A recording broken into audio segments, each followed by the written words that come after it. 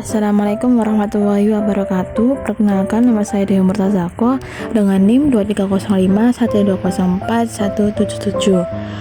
Dalam tugas sistem operasi kali ini saya akan menjelaskan yaitu jenis-jenis memori utama. Sebelumnya saya akan menjelaskan tentang sejarah memori komputer. Sejarah memori komputer dimulai pada era awal komputasi, di mana memori utama terdiri dari tabung vakum dan drum magnetik.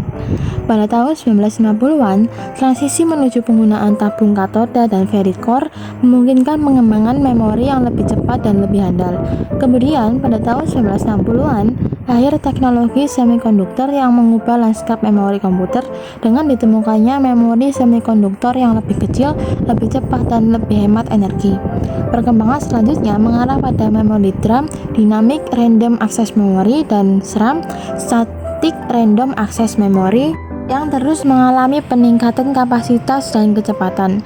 Pada abad ke-21, teknologi NAND and NOR flash memory telah mendominasi pasar untuk penyimpanan non-volatil, menghadirkan kemampuan penyimpanan data yang besar dalam perangkat kecil seperti kartu memori dan SSD atau Solid State Drive. Pertama-tama, saya akan menjelaskan apa sih memori itu.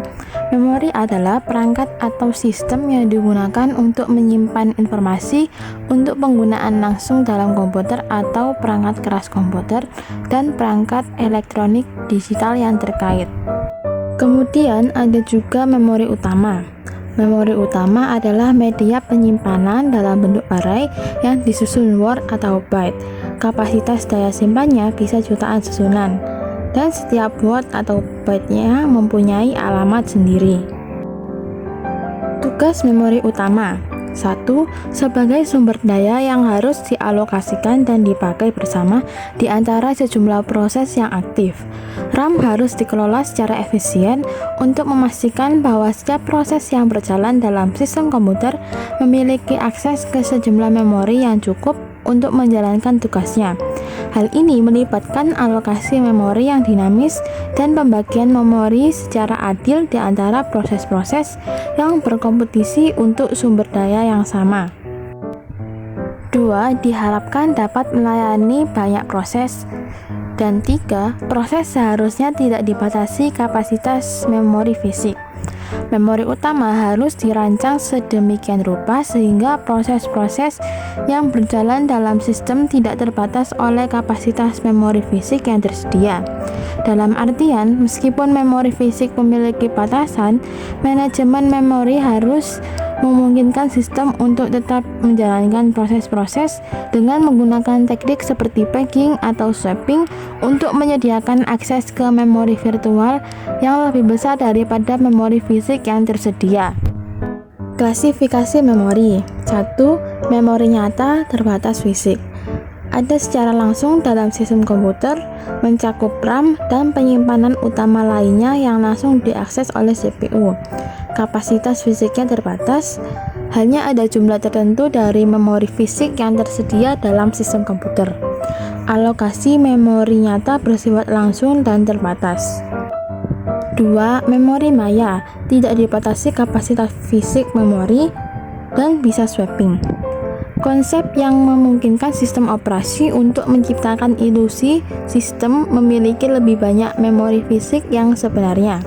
Dilakukan menggunakan teknik paging atau swapping, di mana bagian-bagian dari program atau data disimpan di dalam memori utama atau RAM, atau dipindahkan antara RAM dan penyimpanan sekunder seperti hard drive atau SSD.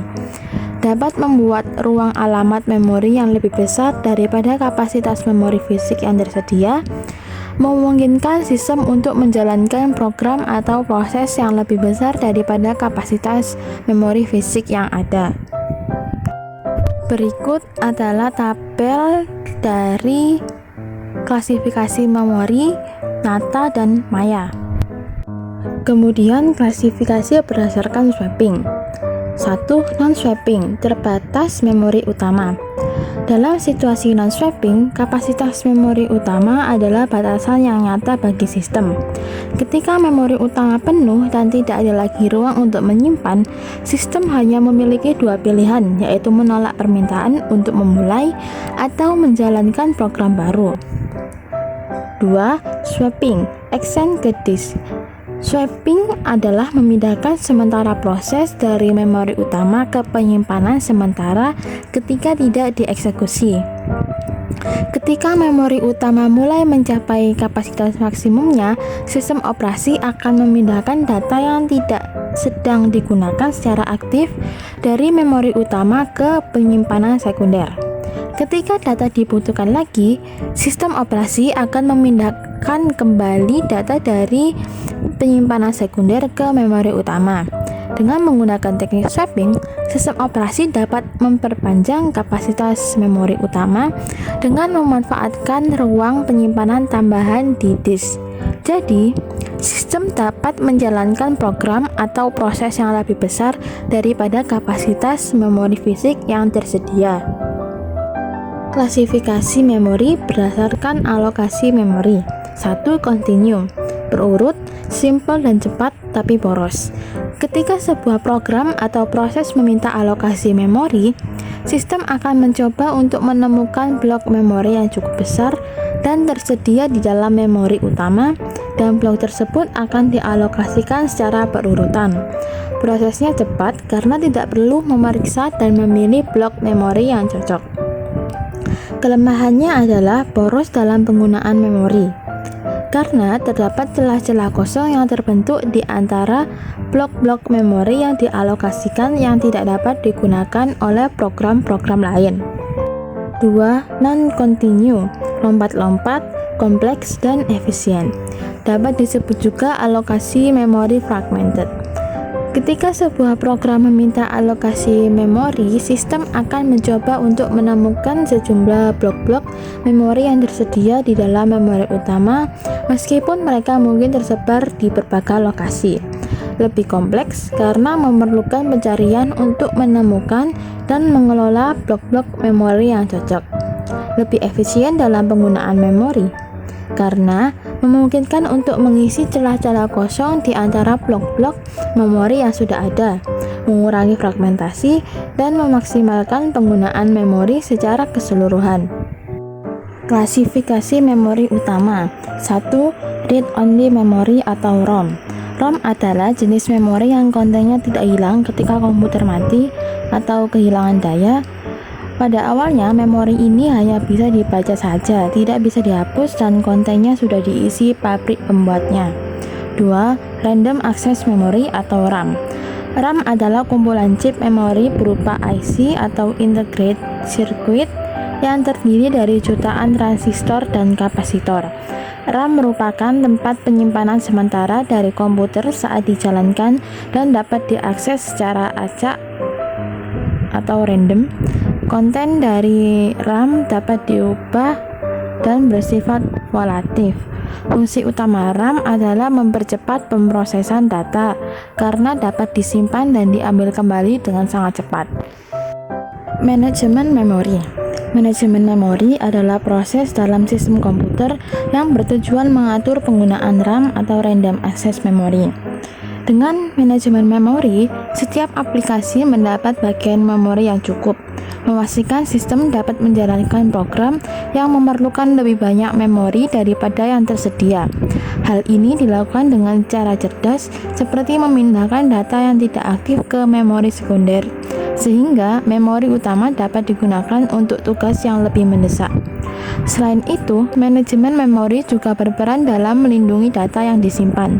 Perlindungan ini termasuk mencegah kerusakan data yang bisa terjadi jika beberapa proses mencoba mengakses memori yang sama secara bersamaan. Fungsi manajemen memori. 1. Pelacakan memori. Manajemen memori melibatkan pelacakan setiap byte memori dalam sistem. Proses ini termasuk mengetahui lokasi memori yang sedang digunakan dan yang tersedia, serta mengatur memori untuk berbagai proses yang berjalan dalam sistem operasi. 2. Alokasi dan dealokasi memori. Salah satu tugas utama manajemen memori adalah mengalokasikan dan mendealokasikan ruang memori sesuai kebutuhan proses sistem. Tugas ini termasuk mengatur memori untuk aplikasi yang sedang berjalan dan mengosongkan memori yang tidak lagi digunakan. 3. Mengelola swap room.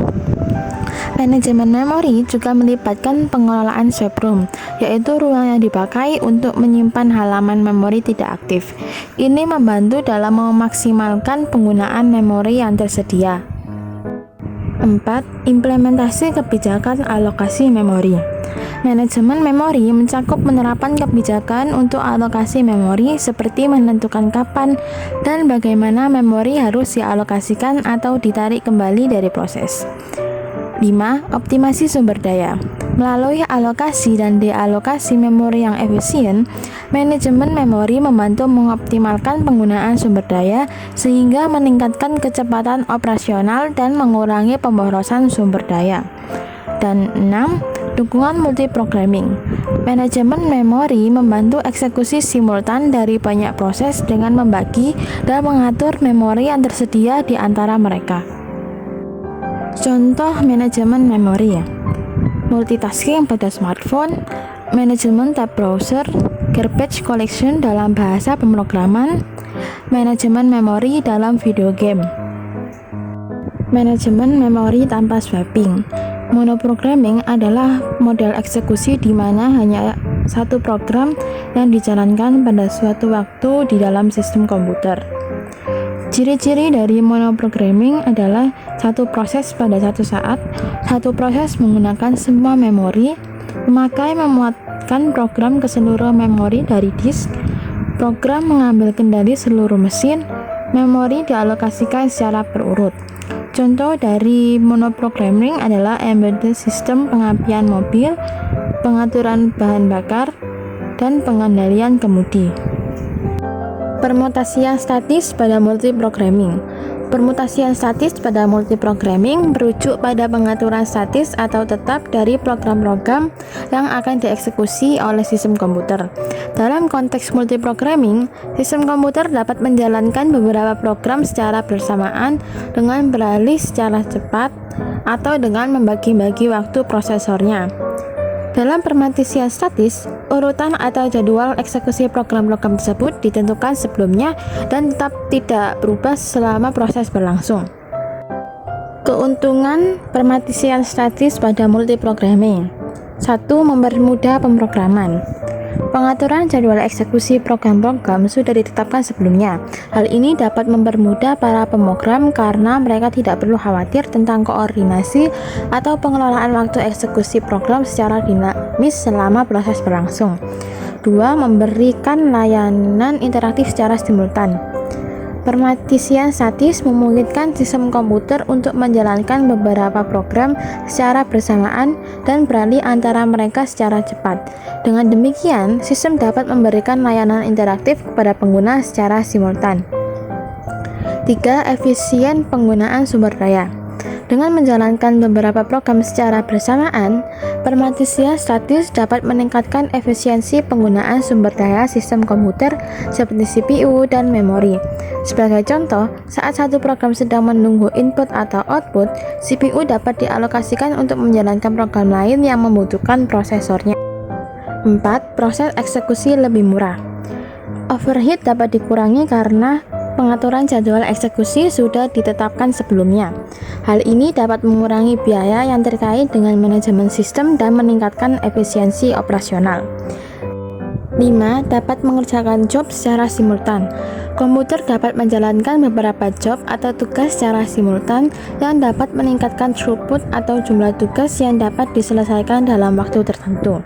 Ini meningkatkan produktivitas sistem dan memungkinkan lebih banyak pekerjaan diselesaikan dalam waktu yang sama. Strategi pemantisian ada dua yaitu partisi dengan ukuran yang sama, harus menyiapkan overlay terlebih dahulu, dan partisi dengan ukuran yang berbeda.